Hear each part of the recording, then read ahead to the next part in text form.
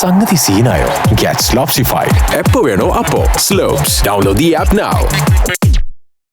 Sir, ഇവിടെ ഞാൻ സൂചിപ്പിച്ചു വന്നപ്പോൾ അതുകൊണ്ട് തന്നെ ഈ സിൽവർ ലൈൻ എന്ന പദ്ധതി വലിയൊരു സാമ്പത്തിക ബാധ്യതയിലേക്ക് എത്തിച്ചേരുകയാണ്. ഇപ്പോൾ നമ്മുടെ നിലവിലുള്ള റെയിൽവേ സംവിധാനത്തെ നമ്മൾ ശാക്തീകരിച്ചാൽ തന്നെ യാത്രാ സമയം വളരെയേറെ കുറയാൻ പോവുകയാണ്. അങ്ങോട്ട് സൂചിപ്പിച്ച പോലെ മനുഷ്യന്റെ സമയം ഒരുപാട് ട്രെയിൻ യാത്രയിൽ റോഡുകളിൽ സമയം നഷ്ടപ്പെടുന്നു എന്നാണ് അങ്ങ് സൂചിപ്പിച്ചത്. സാർ, എൻ്റെ ചോദ്യം, ഈ സിൽവർ ലൈന് വലിയ രീതിയിലുള്ള സാമ്പത്തിക ബാധ്യത സംസ്ഥാനത്തിനുണ്ടാകും, അത് പരിസ്ഥിതി പ്രശ്നങ്ങളുണ്ടാക്കും, ഇത് ലാഭകരമാവുന്ന സാഹചര്യങ്ങൾ കുറവാണ്. അത് സർക്കാർ വിലയിരുത്തിയിട്ടുണ്ടോ? ഒരു വിശദമായ പഠനം ഇക്കാര്യത്തിൽ, ഇതിൻ്റെ അകത്തൊരു വാശിയുടെ ആവശ്യമില്ല. ഇതിൻ്റെ അകത്ത് ഞങ്ങളാരും വികസനത്തിനെതിരല്ല. ഇതിനെ സംബന്ധിച്ച് വിശദമായൊരു പഠനം നടത്താൻ ഗവൺമെന്റ് തയ്യാറാവുമോ, ഒരു പുനരാലോചനയ്ക്ക് വിധേയമാക്കുമോ എന്നുള്ളതാണ് എൻ്റെ ചോദ്യം. സർ, നിലവിലുള്ള പാതയിലൂടെ നമ്മൾ വേഗത്തിൽ ട്രെയിനുകൾ ഓടിക്കാൻ കഴിയാത്തൊരവസ്ഥയുണ്ട്. നിരവധി വളവുകളും ഏറ്റവും കൂടുതൽ വളവുകളുള്ള റെയിൽവേ സംവിധാനമാണ് ഇന്ന് കേരളത്തിലുള്ളത്. അതിവേഗ ട്രെയിനുകൾ അത്തരം റെയിൽവേകളിൽ ഓടിക്കാൻ പ്രയാസമാണ് സർ.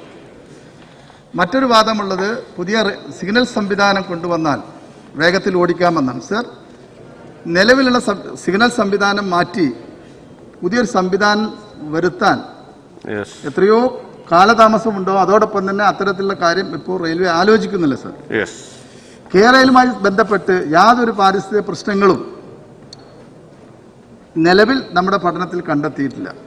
അത്തരത്തിലുള്ള എല്ലാ ആശങ്കകളും പരിഹരിച്ചുകൊണ്ട് തന്നെയാണ് നമ്മൾ മുന്നോട്ട് പോകാൻ ആഗ്രഹിക്കുന്നത്. ഈ റെയില് ഒരിക്കലും യാതൊരു പൊല്യൂഷനും പുറത്തേക്ക് വിടാത്തതാണ്. ആ രീതിയിൽ തന്നെ ഏറ്റവും ലേറ്റസ്റ്റ് ആയിട്ടുള്ള സാങ്കേതിക വിദ്യയാണ് ഇതിനു വേണ്ടി നമ്മൾ ഉപയോഗിക്കുന്നത്. സർ, ഈ നിർദ്ദിഷ്ട തിരുവനന്തപുരം കാസർഗോഡ് സിൽവർ ലൈനെ പറ്റി ബഹുമാനപ്പെട്ട മിനിസ്റ്റർ ഇപ്പോൾ പറഞ്ഞു, അതിന് വലിയ പാരിസ്ഥിതിക പ്രശ്നങ്ങളില്ല എന്നുള്ളതാണ് അതിൻ്റെ പഠനത്തിൽ കണ്ടത് എന്നുള്ളത്. ചോദിക്കാനുള്ളത് സർ, ഈ ഡീറ്റെയിൽഡ് പ്രോജക്റ്റ് റിപ്പോർട്ടും അതുപോലെ തന്നെ റാപ്പിഡ് എൻവയറമെന്റ് ഇമ്പാക്ട് സ്റ്റഡി റിപ്പോർട്ടും സർക്കാരിന് ലഭിച്ചിട്ടുണ്ടോ എന്നുള്ളതും, എങ്കിൽ അത് തയ്യാറാക്കാൻ ഏൽപ്പിച്ചിട്ടുള്ള ഏജൻസികൾ ഏതാണ് എന്നതിനെ സംബന്ധിച്ചുമുള്ള വിവരം കൂടെ കിട്ടാരണം എന്നതാണ് പറയാനുള്ളത്.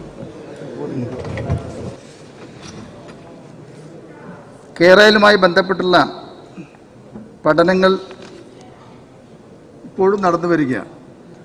പാരിസ്ഥിതിക പഠനത്തിൻ്റെ റിപ്പോർട്ട് അടുത്ത ദിവസം തന്നെ പൂർത്തിയായെന്ന മുറക്ക് പുറത്തുവിടുന്നതാണ്. നിലവിൽ ഇത്തരത്തിലുള്ള കാര്യങ്ങളിൽ ജനങ്ങളിൽ ആശങ്ക പരത്തരുത് എന്നാണ് ബഹുമാനപ്പെട്ട അംഗങ്ങളോട് എനിക്ക് പറയാനുള്ളത്. ഈ പദ്ധതി അത് പറയാം. നിലവിൽ ഈ കാര്യങ്ങളിൽ കൃത്യമായിട്ടുള്ള ഒരു കാര്യങ്ങളോട് നമ്മൾ മുന്നോട്ട് പോവുകയാണ്. ഇവിടെ സംസ്ഥാനത്ത് ഇതുമായി ബന്ധപ്പെട്ട് വലിയ രീതിയിലുള്ള പ്രചരണങ്ങളാണ് നടക്കുന്നത്. ഇപ്പം മലബാർ ഭാഗങ്ങളിൽ ഈ റെയിലുമായി ബന്ധപ്പെട്ട് നടക്കുന്ന പ്രചരണങ്ങൾ 100 മീറ്ററോളം സ്ഥലം പുതുതായി ഏറ്റെടുക്കുന്നതാണ്. ഇതിൻ്റെ ശരിയായിട്ടുള്ള കഥ എന്താ? 20 മീറ്ററോ അല്ലെങ്കിൽ മാക്സിമം 25 മീറ്ററാണോ റെയിലിനോട് ചേർന്ന് നമ്മൾ ഭൂമി ഏറ്റെടുക്കാൻ പോകുന്നു, മലബാർ ഭാഗങ്ങളിലൊക്കെ തന്നെ റെയിൽവേയോട് ചേർന്നിട്ട്. അപ്പോൾ ഇത്തരത്തിലുള്ള പ്രചരണങ്ങൾ എല്ലാം അസ്ഥാനത്താണ്. റെയിൽവേ ഇത്തരത്തിൽ നമ്മുടെ പഠനമായ റിപ്പോർട്ട് അടുത്ത ദിവസം തന്നെ നമ്മൾ അതിൻ്റെ ആരംഭഘട്ടത്തിൽ പുറത്തുവിടുന്നതാണ്.